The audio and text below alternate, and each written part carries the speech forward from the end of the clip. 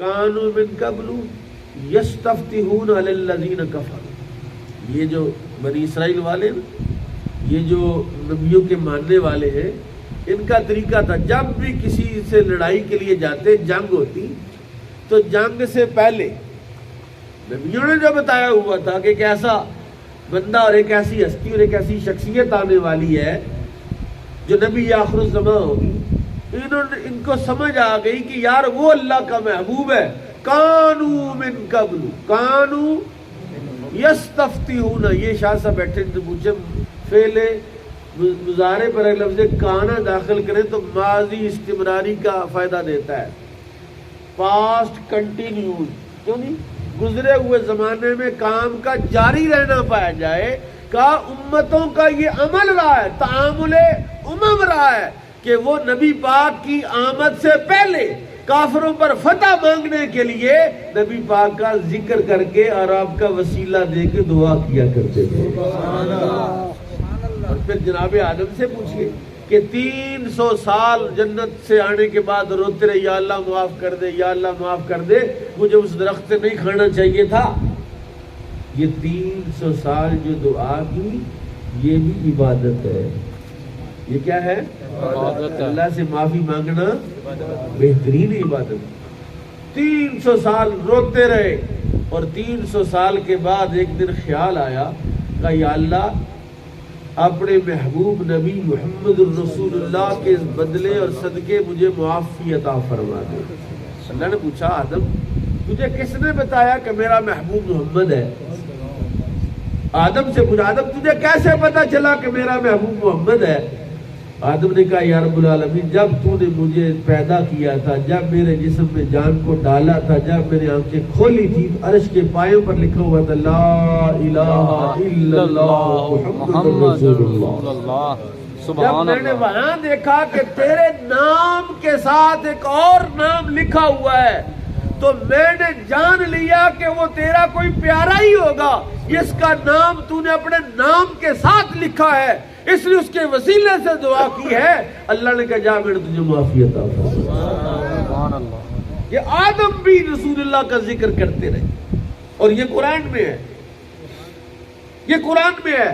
اور اب میں آپ کو ایک اور آیت سناتا ہوں جس سے آپ کو سمجھ آئے گی کہ نبی پاک کا ذکر کرنا یہ امت کے لیے نہیں بلکہ انسانوں کے لیے خیر کا باعث ہے.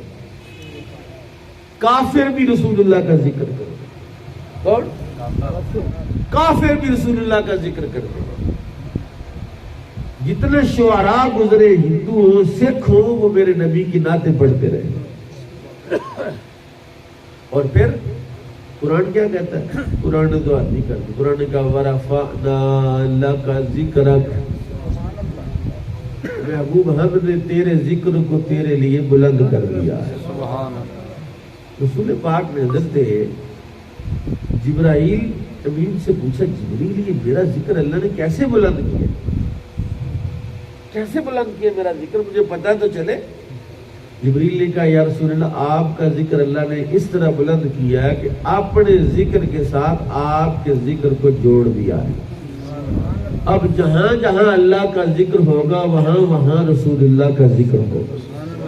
گویا کہ عرش کے پایوں، عرش کا طواف کرنے والے اگر اللہ اللہ کر رہے ہیں ساتھ محمد محمد بھی کر رہے ہیں. سبحان اللہ. آسمانوں پر بھی حدیث قدسی ہے اذا ذکرت ذکرت معی، محبوب جب میرا ذکر کیا جائے گا تو تیرا ذکر میرے ساتھ کیا جائے گا. اور ایک حدیث لا اذکر، قاضی ایاز مالکی نے شفا شریف میں لکھا حدیث قدسی لا اذکر حتی تذکر، محبوب میں اعلان کرتا ہوں کوئی میرا ذکر نہ کرے یہاں تک کہ تیرا ذکر ساتھ کرے، کیونکہ تیرے ذکر کے بعد میں اپنا ذکر قبول ہی نہیں کرتا. نبی پاک نے خود فرمایا کہ جب کوئی بندہ دعا کرتا ہے اللہ سے یا اللہ یا اللہ یا اللہ، اگر اس دعا میں مجھ پر درود نہ ہو،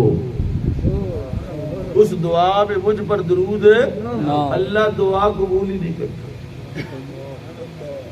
جس دعا میں ذکر مصطفیٰ ہو، جس دعا میں درود مصطفیٰ ہو وہ دعا اللہ قبول کرتا ہے.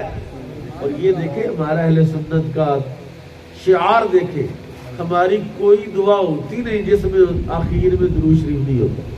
کیا پڑھتے؟ صلی اللہ علیہ محمد وآلہ وصحبہ اجمعین. جب بھی ہم نے منہ پہ ہاتھ پھیرنا اخیر میں کیا کرتے ہیں؟ اور یہ صرف ہم بھی کرتے ہیں. سبحان اللہ. کئیوں کو یہ نصیب ہے. اب ادھر کدھر جانا، پھر ادھر ہی رہتے ہیں. اب دیکھیے نبی پاک صلی اللہ علیہ وسلم کا ذکر پاک قرآن کہتا ہے یا ایھا الذین آمنوا لا ترفعوا اصواتکم فوق صوت النبی. اے ایمان والو اپنی آواز کو نبی کی آواز سے اونچا. لا ترفعوا اصواتکم فوق صوت. کس طرح یا اللہ کا ولا تجہروا له بالقول کجہر بعضکم لبعض. آپس میں جب تم ایک دوسرے سے آواز اونچی کر کے بات کرتے ہو ایسے میرے نبی کی بارگاہ میں بولنے کی اجازت ہے. کیوں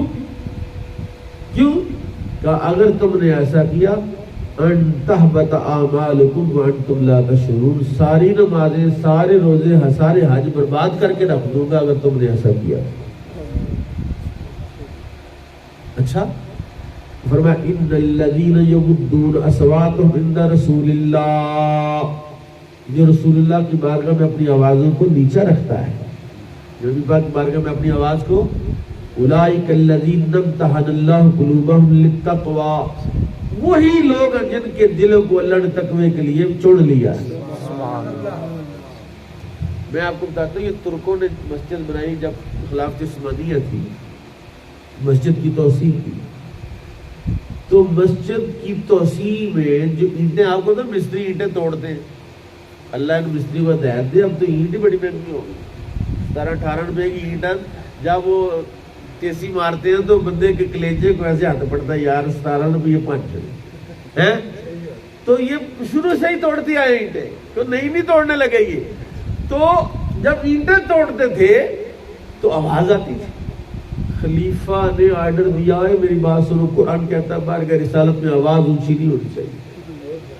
تو تمہاری آواز نہیں، کوئی آواز حضور کی بارگاہ میں اونچی. 10 میل دور کوئی ایک اینٹ توڑنی ہے، اس کا سائز لے کے 10 میل دور جا کے کاٹ کے توڑ کے لا کے پھر آرام سے لگاتے تھے تاکہ بارگاہ رسالت میں آواز اونچی نہ ہو. سبحان اللہ. یہ ہے عاشقوں کا انداز اور یہ ہے رسول پاک کا ادب کہ نبی پاک کے وصال کے کئی 100 سال کے بعد بھی وہ اینٹ کو توڑنے کے لیے 10 میل دور لے جاتے ہیں کہ حضور کی بارگاہ میں آواز اونچی کرنے کو اللہ پسند. ایک دن نبی پاک سوئے ہوئے، نبی پاک سرکار سوئے ہوئے تھے. حکم ہے کہ جب میرا محبوب سویا ہو تو اس کو جگانا نہیں جب تک خود نہ جائے. ایک بندے وفد آ گیا، انہوں نے کہا یار ہم تو بڑی دور سے آئے ہیں، نبی پاک کو بلائیں، ہم نے بات کرنی ہے. جی تو صحابہ نے کہا ہم سے بیٹھ جاؤ، جب رسول پاک اٹھیں گے تو پھر بات کر لیں. انہوں نے کہا نہیں یار دیکھو پینڈا دیکھو، ہمارا سفر دیکھو، اٹھاؤ ان کو. جب ذرا بولے بیٹھ جاؤ ہم سے. انہوں نے کہا یار یہ تو بندے آگے سے جھڑکن دیتے ہیں، اونچی بولنے بھی نہیں دیتے. ان کے کچھ لوگوں نے کہا یار ایسا کرو باہر نکل کے نا جو رسول پاک کا گھر ہے نا اس کے پچھواڑے سے جا کے زور زور سے آوازیں دو. یہ تو بولنے نہیں دیتے تو پیچھے سے جا کے آواز دو تاکہ رسول پاک اٹھ جائیں گے اور ہمارے ساتھ بات ہو جائے گی. اب ان میں سے 2-4 بندے جا کے تو آوازیں دیں یا محمد اخرج علینا، یا محمد اخرج علینا. اللہ نے قرآن اتارا، اللہ نے فرمایا ان الذین ینادونک من وراء الحجرات اکثرهم لا یعقلون. محبوب وہ بندے جو تیرے گھر کے پچھلی طرف سے جا کے تجھے آوازیں دیتے وہ بے عقل ہیں. یعنی رسول پاک صلی اللہ تعالی علیہ وسلم کی نیند میں خلل ڈالنے کی بھی اجازت نہیں. اور بتلایا اکثرهم لا یعقلون لو انہم صبروا، اگر صبر کرتے حتی تخرج علیہم، محبوب آپ ان پر اپنی مرضی سے نکلتے، لکان خیر اللہ، ان کے لیے اچھا ہوتا. حضرت مولا علی کرم اللہ تعالی وجہ الکریم کی گود میں جو رسول اللہ کا سر انور تھا اور ان کی نماز چلی گئی اور رسول اللہ کو بیدار کرنا انہوں نے پسند نہیں کیا. وجہ کیا تھی؟ وجہ یہی تھی کہ اللہ حضور کی نیند میں خلل ڈالنے کو پسند نہیں کرتا، اور اللہ جب پسند نہیں کرتا تو مولا علی نے بھی نہیں کہا حضور اٹھو ذرا میں نماز پڑھ لوں۔ جب نماز کے ضائع ہونے پر آنکھوں سے آنسو نکلے، وہ آنسو رسول اللہ کے چہرے پر پڑے۔ ایک بندے نے بڑی عجیب بات کہا، یار جب رونا شروع کیا تو آنسو سائڈ پہ نہیں کر سکتے؟ جب آنسو جو کر رہے ہیں اٹھایا جو نہیں تو رونا حضور کے چہرے پر آگے ہاتھ رکھ لیتے، آگے اس طرح کر لیتے تاکہ آنسو سائڈ پہ گرتے۔ انہیں پتہ نہیں، انہیں سمجھ نہیں ہے کہ جب دیدار مصطفیٰ کے وقت بندے کی کیفیت ڈائریکٹ انوار مصطفی قلب مومن پر جب اتر رہے ہوتے ہیں اس وقت بندے کو ہوش غائب ہو جاتا ہے۔ یہ صرف حضرت علی کی بات نہیں ہے نا، یہ اس رات کی بھی بات ہے جس رات غار ثور میں حضرت ابوبکر صدیق کی گود میں رسول اللہ کا سر تھا اور ان کی ایڑی پر سانپ ڈنگ مار رہا تھا اور ان کو درد ہو رہا تھا، ان کی آنکھوں سے بھی درد کی وجہ سے آنسو آئے تو رسول اللہ بیدار ہوئے۔ کہا انہوں کی بھی یہ حالت تھی کہ نبی پاک کے دیدار میں اس وقت ڈوبے ہوئے تھے، آنسوں کا ادراک ہی نہیں رہا، اور اس لیے حضور اٹھے، پوچھا کیا بات ہے؟ کہا حضور میرے پاؤں میں درد ہے، دیکھا تو سانپ نے ڈنگ مارا ہے۔ رسول پاک نے اپنا لعاب دہن لگایا، ڈنگ کا اثر ختم ہو گیا۔ تو میں جو کہنا چاہ رہا ہوں کہ اللہ کو یہ بات پسند نہیں اس کے نبی کی نیند میں خلل ڈالا جائے۔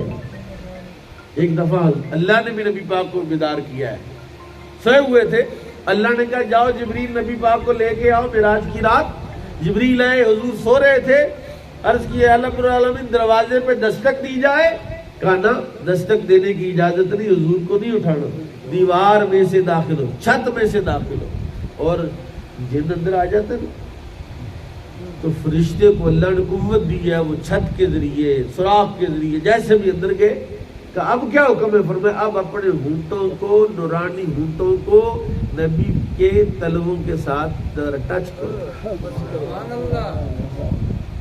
جب مس کیا، اس لیے میں کہتا ہوں جو اپنے والدین کا ادب کرتا ہے نا، انہیں چاہیے کہ ابا جی سو رہے ہوں تو آوازیں نہ دے پاپا، نہیں، بلکہ باپ کے پاؤں کو ہلکا ہلکا دبائیں۔ یہ سنت جبریل امین ہے، پاؤں دبائیں۔